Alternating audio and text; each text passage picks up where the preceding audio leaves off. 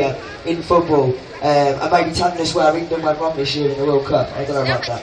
Please put your hands together for Peter Davis. Thank you very much. First of all, I just want to make you try and think about how big football actually is, and you understand why there's a huge problem in football. The World Cup starts with 209 teams. They start out about 2 years before the World Cup actually happens. So that's 209 teams. The UN has 195 affiliated members in their country's list. So that's a pretty big amount of numbers. It's actually bigger than the amount of UN national affiliate teams. And that goes all the way down from Spain at the top, down to the Turks and Caicos Islands and Bhutan at the bottom. Now, if you take that number, I think 195 countries, in 78 countries around the world, it's illegal to be a gay man in 78 countries on this planet, which is quite incredible. Now, the spread of football, it's not all a bad thing. Football actually reaches out and unites everyone. Now, if I go to a game of football, I've got people standing next to me of every religion, race, colour, ethnicity, everything. It doesn't matter. When you score that goal, everyone piles in, they're kissing each other, celebrating, hugging, it doesn't matter. Suddenly all barriers are down. It's a force for good, it's a good, healthy pursuit. Football has its good points.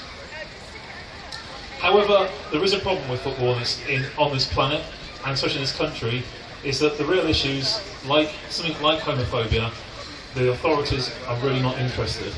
It was only until about 4 or 5 years ago where using homophobic language was actually a punishable offence in a football ground. During the 2012-13 season, Brighton Hove Albion supporters were abused with homophobic language at 72% of their club's games. That's home and away, which is a pretty incredible statistic. Bayern Munich had parts of their ground closed down last season because of a homophobic banner that their supporters unfurled when they played Arsenal against their player Mesut Ozil. And that's the first instance. So it's taken 114 plus years of football in this country and around Europe to actually have a club be punished on a national scale for homophobic abuse. In the World Cup at the moment, the Mexico fans are using a homophobic slur. You probably won't understand it because it's in Spanish and it's quite colloquial, but it's being used and FIFA are covering it up. It's not getting out to the media, but it's there. If you can find out about it, it's an embarrassment for FIFA that they're actually using this and nothing's being done as per usual. So this leads me on to give you a reason why there are no openly gay players in the men's game. It's not because the players don't want to come out, it's because the environment isn't there.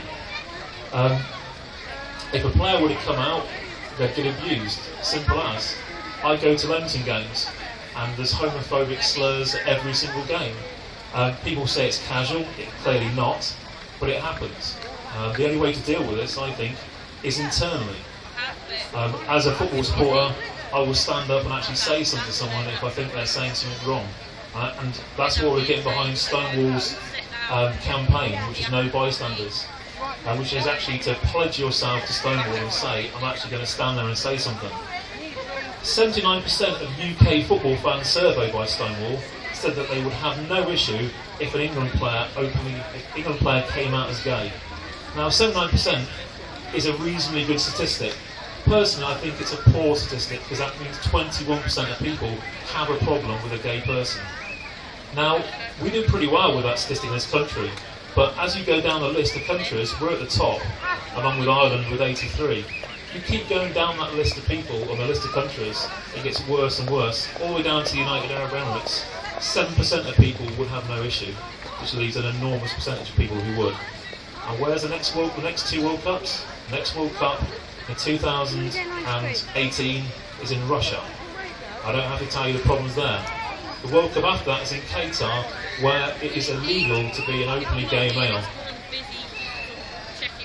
So, with the spread of football on this planet, if the players, the coaches, the supporters were to make a stand at this World Cup and come out, or they had the environment to come out, they could make a monstrous impact. If you think that every country that has a team, has a league, has players, youth players, going all the way down to people who support the game, everything. If they were to make a stand, if FIFA were to back people to make a stand, you could probably end a lot of the prejudice in probably one fell swoop. So that's pretty much me. If you fancy it, come over to our stand just down there, sign the pledge, say you'll make a stance against this. I'm going to do it, I'm doing it, I've already done it. I will admit that I've said stupid things in the past at a football ground and you don't think about it, but I'm big enough to admit it when I'm wrong.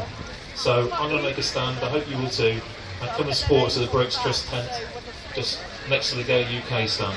Right, thank you very much. Thank you very much, Peter. That was amazing. Great talk there, and I think it's a very important subject that there is still a lot of work to be done, particularly in the football area. We're going to play some music.